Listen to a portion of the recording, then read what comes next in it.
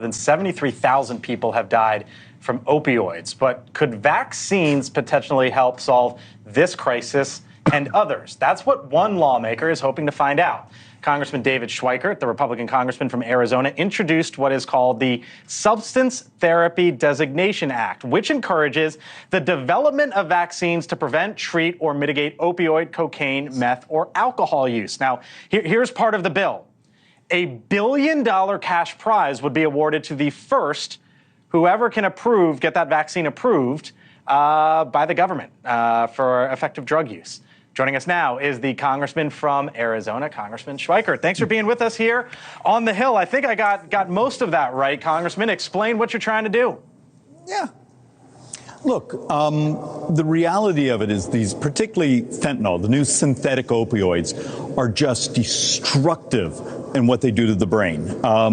We were never prepared as a society for particularly the synthetics. And it turns out we've been tracking now for a couple years researchers from different labs and even different countries who actually are learning how to do types of receptor blockers. The cocaine and those actually have different mechanisms. They're more of a protein binder. But the concept of giving those who deal with drug treatment a new tool, something that actually may block the receptors when you have how many, as you were saying, 70,000, I've seen numbers even higher, of our brothers and sisters we're losing every year to these narcotics.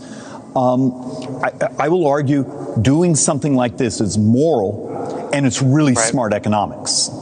Yeah, so, and speaking of economics, the $1 billion prize. I don't know if prize is the right word. I guess maybe so. It's basically the incentive, $1 billion incentive to say, you know what, if you're the first to do this, this is what you get. How'd you come up with that? And do you think we'll see more of more incentives like this in the future for other legislation? I'm a big fan of sort of that X Prize concept. I love competition.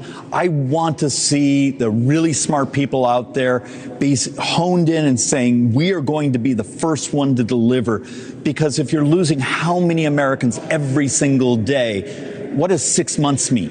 And that's also why a substantial portion of the bill also is changing the priorities at the FDA to move up a solution like this much faster. Look, we're talking people's lives here, let alone the random, the police officer that comes in contact with a synthetic opioid, and it is all of a sudden that police officer's life is in danger.